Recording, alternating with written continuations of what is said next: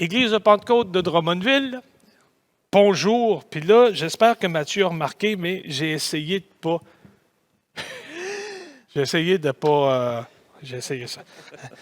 Hey, je vous souhaite la bienvenue en cette belle journée, chaleur à poignée. Oui. L'été s'en vient tranquillement. Qui aurait cru, pas que la chaleur s'en viendrait, OK. mais que... Boy, la chaleur vient, puis on a tous sauté les activités du printemps. C'est ça, c'est vraiment plaisant. Qui est normalement une semaine bien chargée, même 2 semaines chargées, a été bien ordinaire. Oui, ils ont même mis sur Facebook une annonce de Paradoxe de l'année passée, où les gens dansent. Je pense que s'ils ne l'avaient pas mis, ce serait fait du bien. Parce qu'ils ne sont pas bons. Ils sont pas bons. Le gouvernement a fait son point de presse. Ça continue? Oui, c'est ça, rien de neuf. Tout est là. Alors, on patiente. Quand on parle de résilience, je pense que c'est ça. Hein? C'est comme, on est impatient, mais on comprend. Alors, on fait avec. On fait avec. Une chance, on n'est pas à Montréal. Parce qu'on a quand même plus de liberté, on pourrait dire, ici. Effectivement. Effectivement. Donc, d'entrée de jeu, comme ça, je tiens à saluer Mme Lacaire qui nous a écrit un petit mot. Super gentil, Mme Lacaire. On pense à vous. Et puis, pour la section coquetterie, je dirais que je remercie la dame qui, dimanche soir, a remarqué que je m'étais fait couper les cheveux. J'ai apprécié. Moi, j'ai aimé ça. Et toi? Tant mieux. Oui. Moi, j'ai hâte. J'ai vraiment hâte. C'est ça. J'en veux pas à personne, mais toutes les autres n'ont pas dit un mot. Point de personne, là, hein? Non, je pointe personne. On était combien à l'étude biblique? Quelques-uns. Ouais, une quinzaine. C'est le chapeau vous fait. C'est ça. Alors, les nouvelles. Bien, les nouvelles, j'ai le privilège de faire une prédication, d'apporter un message à l'église de l'Assemblée évangélique de Saint-Honoré ce dimanche qui s'en vient. J'étais supposé d'aller là-bas. Comme n'importe où, hein, on n'y va pas finalement. Ça va être par l'entremise de la technologie, comme qu'on fait présentement. On est vraiment... Mais tu sais, je regarde ça, là. Une chance qu'on a ça. Donc, si, mettons, les gens écoutent le sermon et qu'ils s'aperçoivent que c'est le même décor à Saint-Honoré qu'ici, Ouais, c'est... C'est parce que ça va être filmé ici à l'église. on va peut-être changer l'angle des caméras. Et toi, quoi de neuf? Rien de neuf. Rien de neuf. À part quelques nouvelles. C'est juste du vieux, à part quelques nouvelles courbatures. OK. Quelques annonces. On tient à vous remercier pour votre engagement au niveau des dîmes et des offrandes. Franchement, là, on vous remercie. On vous encourage à continuer à supporter votre Église, notre Église, au travers, que ce soit par PayPal, que ce soit aussi par notre case postale. Vous avez toutes les informations sur le site églisedromone.ca pour ceux qui veulent avoir l'adresse. Et on a mis en place une nouvelle façon de donner qui est tout simple, que plusieurs connaissent déjà et être habitués. Vous pouvez, à partir de maintenant, faire un virement Interac pour donner votre dîme et vos dons. Tout ce que vous avez à faire, c'est aller ajouter, évidemment, vous connecter dans votre compte de banque, que ce soit par l'application, sur un ordinateur, une tablette ou un téléphone cellulaire. Et vous allez dans Virement, vous ajoutez une nouvelle personne. Vous pouvez mettre le nom que vous voulez, le titre que vous voulez, et vous sélectionnez email ou courriel en français, et vous mettez l'adresse suivante, dons, D-O-N-S, @églisedromone.ca, et ça va vous demander une question-réponse. Et vous pouvez mettre ce que vous voulez pour la question, mais pour la réponse, on aimerait ça que ce soit la même réponse pour tout le monde. Comme ça, nous, ça va nous simplifier la tâche pour pouvoir recevoir les argents. Donc, on vous demande de mettre comme réponse le mot « don ». Donc, D-O-N-S, tout en minuscule, pour nous simplifier la vie avec ça. Don. Le mot de passe, c'est don. Non, mais c'est parce que je voulais pas que tu échappes, tu comprends? Puis là, dans ma tête, ça disait, oublie pas, il faut tout que ça soit au singulier. Alors, c'est minuscule. Minuscule, puis c'est au pluriel. J'aurais bien fait de continuer de me taire. Tu comprends? C'est bien fait. Il y a une nouvelle vidéo en ligne pour les enfants sur notre site à égliseromane.ca. Vous allez cliquer sur l'onglet « Enfants » dans le haut, dans le menu sur le site. Et vous avez une nouvelle vidéo. Et cette semaine, c'est « La lumière du monde ».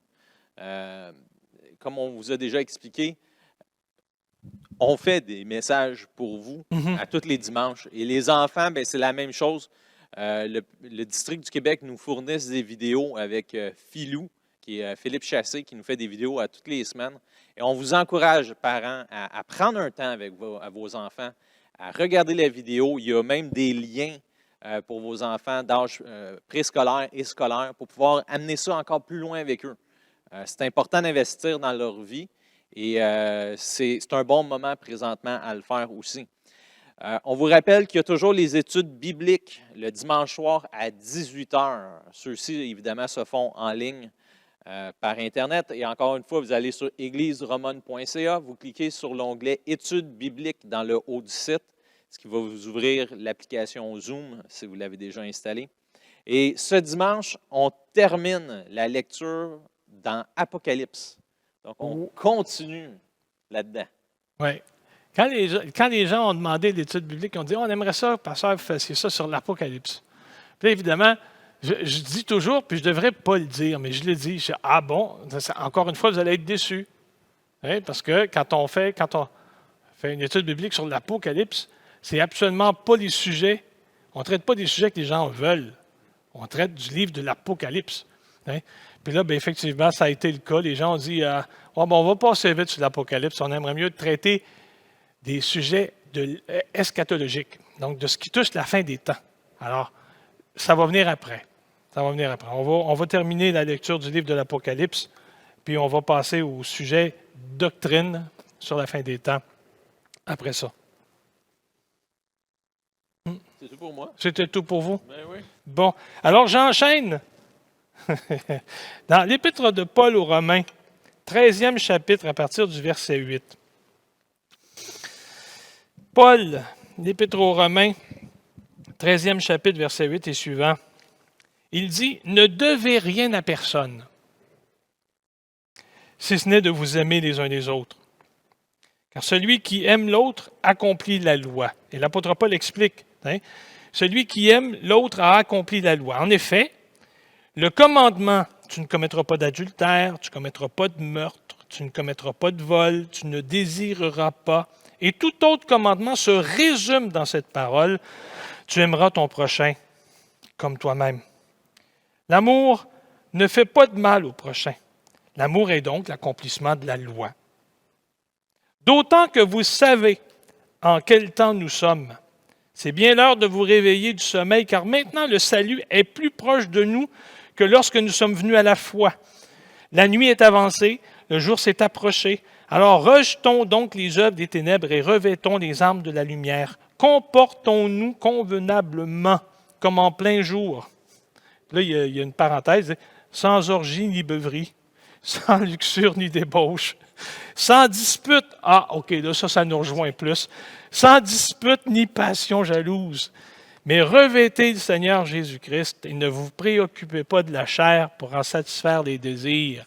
En fin de compte, ce qui m'intéressait dans cette affaire-là, c'est évidemment l'amour résume tout. L'amour résume tout.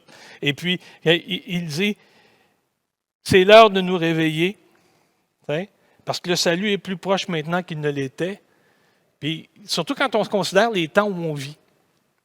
On reçoit des posts Facebook là, qui nous indiquent qu'il y a plus de morts du cœur que de la COVID, qu'il y a plus de morts de cancer que de la COVID. Dans les statistiques nationales, on ne tient pas des statistiques pour ceux qui meurent de la malaria puis pour ceux qui meurent de famine en Afrique. On ne tient pas de statistiques. On en tient, mais on ne les divulgue pas. Parce que la COVID, c'est grave. Puis ça va être grave là-bas aussi quand ça va prendre. Mais en réalité, ce que l'époque qu'on vit me fait prendre conscience, c'est de la fragilité. C'est de la fragilité. On m'avait déjà posé la question, à savoir, puis toi, le cancer, Ouais, je dis, regarde, si jamais la maladie frappe, je ne serais pas surpris. Je me suis toujours posé la question, c'est quand mon tour? Parce que, parole de prophète, on va mourir. Hein? On va mourir, c'est, oui, mais qu'est-ce que tu fais après? Est-ce que tu prépares pour après? Hein? C'est pour ça que quand tu réalises la finitude de ton existence, la fragilité de ton existence, c'est là que tu en apprécies la beauté. Puis là que tu te dis que l'amour, Dieu a vraiment tout résumé dans ça. Ouais. Quelque chose à dire? Seigneur vous bénisse. Bonne fin de journée.